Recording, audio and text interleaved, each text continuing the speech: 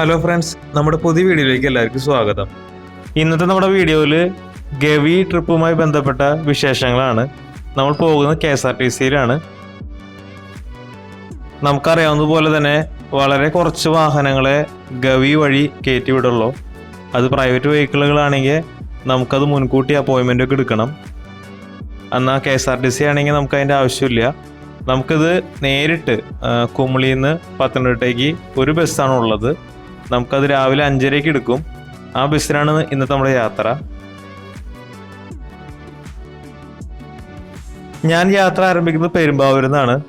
പെരുമ്പാവൂരിൽ നിന്ന് ഏകദേശം രാത്രി 9:30 കട്ടപ്പന വഴി കുമളിയിലെത്തുന്ന ബസ്സിലാണ് എൻ്റെ യാത്ര. പെരുമ്പാവൂർക്ക് ബസ് വരുന്നത് എറണാകുളം ഡിപ്പോ എന്നാണ്. അപ്പോൾ നിങ്ങൾക്ക് താല്പര്യമുള്ളവർക്ക് എറണാകുളം ഡിപ്പോ എന്ന് ഈ ബസ് നോക്കി കയറാം. നമ്മുടെ ഇപ്പോഴത്തെ കാലാവസ്ഥ വെച്ച് വേനൽക്കാലമാണ്, നല്ല ചൂടാണ്. പക്ഷെ എന്നിരുന്നാലും നിങ്ങൾ എന്തായാലും ഒരു ജാക്കറ്റ് അല്ലെങ്കിൽ ഒരു തൊപ്പി, മഫ്ലർ കരുതിയിരിക്കണം. കാരണം നല്ല തണുപ്പാണ്. ഏകദേശം ചെറുതോണി കഴിഞ്ഞ് കട്ടപ്പന എത്തുമ്പോഴേക്കും നമുക്ക് തണുപ്പ് കൂടും. നമുക്ക് ഏകദേശം 208 രൂപയാണ് പെരുമ്പാവൂരിൽ നിന്ന് കുമളിയിലേക്കുള്ള യാത്ര ചെലവ്. വഴിമധ്യേ നമുക്ക് ഭക്ഷണം കഴിക്കാനുള്ള അവസരം ഉണ്ടാവും. പിന്നെ കട്ടപ്പനയിൽ ഒരു 5 മിനിറ്റ് നമുക്ക് ചായ കുടിക്കാനായിട്ട് നിർത്തി തരും. കുമളിയിൽ നമ്മൾ എത്തുന്നത് 2:30 പുലർച്ചെ. അപ്പോൾ നമുക്ക് പിന്നീട് ബസ് വരുന്നത് പുലർച്ചെ 5:30. അപ്പോൾ ഏകദേശം ഒരു 3 മണിക്കൂറോളം ഗ്യാപ്പ് നമുക്ക് വരുന്നുണ്ട്. അപ്പോൾ ഞാൻ പോയി സിംഗിളാണ്, അതുകൊണ്ട് ഞാൻ ബസ് സ്റ്റാൻഡിൽ തന്നെയാണ് എൻ്റെ സമയം ഞാൻ ചിലവഴിച്ചത്. അല്ലാതെ കപ്പിൾസായിട്ടോ അല്ലെങ്കിൽ ഫാമിലിയൊക്കെ ആയിട്ട് പോകുന്നവർക്ക് അല്ലെങ്കിൽ ഫ്രണ്ട്സായിട്ട് പോകുന്നവർക്ക് അവിടെ റൂംസ് എല്ലാം അവൈലബിൾ ആണ്. പ്രൈവറ്റ് സ്റ്റാൻഡിന് ചുറ്റും തന്നെ കുറേ ഹോട്ടലുകളും റൂംസൊക്കെ അവൈലബിൾ ആണ്. അങ്ങനെ പുലർച്ചെ 5:30 തന്നെ നമ്മുടെ ഗവിയിലേക്കുള്ള ബസ് വന്നു. കുമളിയിൽ നിന്ന് ആകെ ഒരു ബസ്സുള്ളൂ. ഇത് പത്തനംതിട്ട വരെ പോകും. ഞാൻ പത്തനംതിട്ടത്തേക്കാണ് ടിക്കറ്റ് എടുത്തതാണ്. 208 രൂപയാണ് ഒരാൾക്കുള്ള ചാർജ്. ഞാൻ പോയത് മാർച്ച് 10 അപ്പോൾ ഏകദേശം എക്സാമിനേഷൻ ടൈം ആയതുകൊണ്ടും പിന്നെ വേനൽക്കാലമൊക്കെ ആയതുകൊണ്ടും തിരക്ക് കുറവാണ്.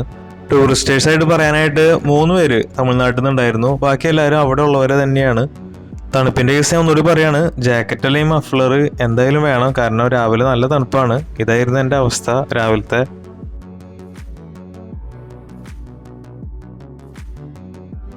ഇതാണ് നമ്മുടെ ആദ്യത്തെ ചെക്ക് പോസ്റ്റ്. ഇവിടെ നിന്നാണ് നമ്മുടെ റിസർവനം സ്റ്റാർട്ട് ചെയ്യുന്നത് തന്നെ.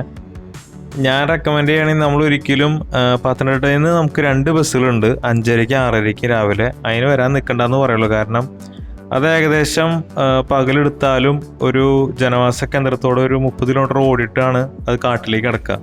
അപ്പോഴേക്കും നമുക്ക് ഈ ആനിമൽ സൈറ്റിങ്ങും സീയിങ്ങും ഒക്കെ നമ്മുടെ പോകും. കാരണം പകലാകുമ്പോഴേക്കും മൃഗങ്ങളൊക്കെ കയറിപ്പോവും. അപ്പോൾ അതിനേക്കാൾ ഏറ്റവും നല്ലത് നമ്മൾ കുമളിയിൽ നിന്ന് തന്നെ ഗവിയിലേക്ക് ബസ് എടുക്കുന്നതാണ്. ആകെ ഒരു ബസ്സുള്ളൂ. അപ്പോൾ നമ്മൾ കറക്റ്റ് ടൈമിൽ തന്നെ അത് വന്ന് ആ ബസ്സിന് തന്നെ പോകാൻ നോക്കുക.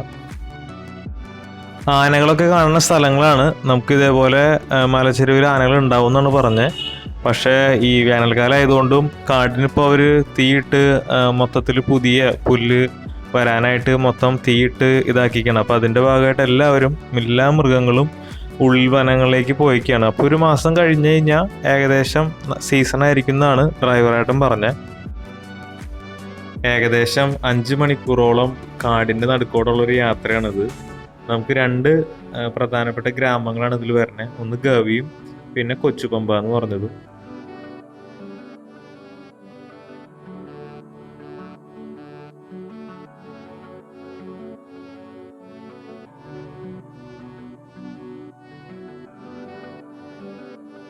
നമുക്ക് ഈ പറഞ്ഞ 5.5 മണിക്കൂർ യാത്രയിൽ നമുക്ക് നിർത്തി തരുന്നത് 2 സ്ഥലങ്ങളാണ്. ഒന്ന് ഇതാണ്. ഇവിടെ നമുക്ക് ഒന്ന് ഫോട്ടോസൊക്കെ എടുക്കാനും അല്ലെങ്കിൽ നമുക്ക് വീഡിയോസൊക്കെ എടുക്കാനൊക്കെ നമുക്ക് പറ്റും. ഒരു 5 മിനിറ്റോളം നമുക്ക് ഇവിടെ ഒരു ഹാൾട്ട് ഉണ്ട്. ഇവിടെയാണ് നമ്മുടെ ഓർഡിനറി സിനിമ ഷൂട്ട് ചെയ്ത ലൊക്കേഷനൊക്കെ.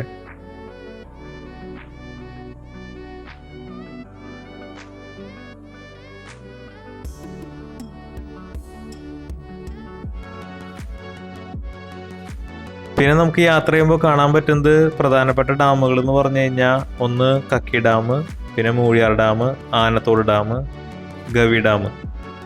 ഇതൊക്കെയാണ് മെയിൻ ഡാമുകൾ നമുക്ക് ഈ വഴി കൂടെ കാണാൻ പറ്റുക. പിന്നെ ഏകദേശം നമ്മളിപ്പോൾ ഈ കറങ്ങിക്കൊണ്ടിരിക്കുന്ന മലയുടെ മറ്റൊരു സൈഡാണ് ശബരിമല. നമുക്ക് ഈ പോണ വഴിയിൽ നമുക്ക് കാട്ടുപോത്ത്, മ്ലാവ്, ആനകൾ, അങ്ങനെ പല രീതിയിലുള്ള മൃഗങ്ങൾ നമുക്ക് കാണാൻ പറ്റും. മൃഗങ്ങളെ കാണാന്ന് പറഞ്ഞു കഴിഞ്ഞാൽ ഒരു ഭാഗ്യം തന്നെയാണ്. കാരണം നമ്മൾ ശ്രദ്ധിച്ചിരിക്കണം മൃഗങ്ങൾ നിൽക്കുന്നത്. ഞാൻ അങ്ങനെ ക്യാമറ ഓണിൽ നിൽക്കുമ്പോഴാണ് നമുക്കിത് ഈ ഒരു അവസരം കിട്ടിയത്. പുള്ളിക്കാരൻ ഒന്നും അറിയാണ്ട് ആദ്യം കഴിച്ചുകൊണ്ടിരിക്കുകയായിരുന്നു. പിന്നെ ഒരു ചാട്ടമായിരുന്നു. ഞാൻ വരെ പേടിച്ചുപോയി. കാരണം ആ ഒരു സൈസിൽ ചാടുമ്പോൾ ആ സൗണ്ട് കേൾക്കുമ്പോഴേ നമുക്ക് വല്ലാത്തൊരു ചെറിയൊരു പേടി പോലെ തന്നെയാണ്. ഇങ്ങനെ ചാടുന്നതിനെ കണ്ടിട്ടില്ല. നമുക്ക് പത്തനംതിട്ടയിൽ നിന്ന് ഏകദേശം 2 ബസ്സുകളാണ് ഞാൻ പറഞ്ഞിരുന്നത്, 5:30ക്കും 6:30ക്കും. അപ്പോൾ അത് നമ്മൾ കണ്ടുമുട്ടുന്ന സമയങ്ങളാണിത്. അങ്ങനെ 2 ബസ് നമ്മൾ കണ്ടുമുട്ടി. അപ്പം ഞാൻ പറയണമെങ്കിൽ റെക്കമെൻഡ് ചെയ്യുകയാണെങ്കിൽ നിങ്ങൾ കുമളിയിൽ നിന്ന് തന്നെ ബസ് എടുക്കുന്നതാണ് നല്ലത്. കാരണം ഈ 2 ബസ്സുകൾ കാടിനകത്ത് എത്തുമ്പോഴേക്കും പകലായിട്ടുണ്ടാവും. പകലൊരു 7:30-8 മണി ആയിട്ടുണ്ടാവും. അപ്പോഴേക്കും നമുക്ക് ഈ മൃഗങ്ങളെ കാണൽ വളരെ കുറവായിരിക്കും. ഇതാണ് നമ്മുടെ കക്കി ഡാമിൽ നിന്ന് പവർ ഹൗസിലേക്ക് പോണ പെൻസ്റ്റോക്ക് പൈപ്പുകൾ. നമുക്കറിയാം കക്കി ഡാമാണ് കേരളത്തിലെ 2ാമത്തെ ഏറ്റവും കൂടുതൽ വൈദ്യുതി ഉൽപ്പാദിക്കുന്ന ഡാം. പിന്നെ പറയാനുള്ളത്, നിങ്ങൾ ഗവിയിലേക്ക് നിങ്ങൾ പ്രൈവറ്റ് വെഹിക്കിളായിട്ട് വരുന്നവരാണെങ്കിൽ, അങ്ങനെ ആഗ്രഹിക്കുന്നവരാണെങ്കിൽ നിങ്ങൾക്ക് ഓൺലൈനായിട്ട് ഇത് ബുക്ക് ചെയ്യേണ്ടി വരും. അപ്പോൾ നിങ്ങൾക്ക് കുറച്ചുകൂടി നല്ല പാക്കേജസൊക്കെ അലോ ചെയ്യുന്നുണ്ട്. ശരിക്കും പറഞ്ഞാൽ അവർ ജീപ്പും കൊണ്ട് നമ്മളെ ശരിക്കും ഉൾവനത്തിലേക്ക് കൊണ്ടുപോകും. അപ്പോൾ അതിൻ്റെ പാക്കേജുകളൊക്കെ ഡീറ്റെയിൽസൊക്കെ ഞാൻ ഡിസ്ക്രിപ്ഷനിൽ കൊടുക്കാം, അതിൻ്റെ ലിങ്ക്സും കാര്യങ്ങളൊക്കെ. ഇതാണ് ഗവി. നമ്മൾ സിനിമയിലൊക്കെ കണ്ടണ പോലെ ഒന്നുമല്ല, നല്ല വ്യത്യാസമുണ്ട്. ഇതാണ് ഗവി ഗ്രാമം.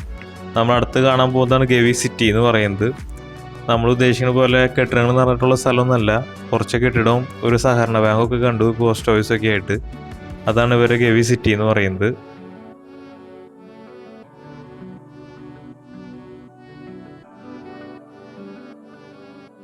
ഇതാണ് 2ാമത്തെ ഗ്രാമം എന്ന് പറഞ്ഞത്, കൊച്ചു പമ്പ എന്ന് പറഞ്ഞിട്ട്. അപ്പോൾ ഈ ഒരു 2 ഗ്രാമമാണ് നമുക്ക് ഈ പറഞ്ഞ ഗവി ട്രിപ്പിൽ നമുക്ക് കാണാൻ പറ്റുക.